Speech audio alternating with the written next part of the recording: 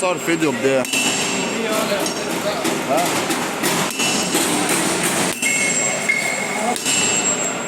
زي ما بقول لك صوروا فيديو.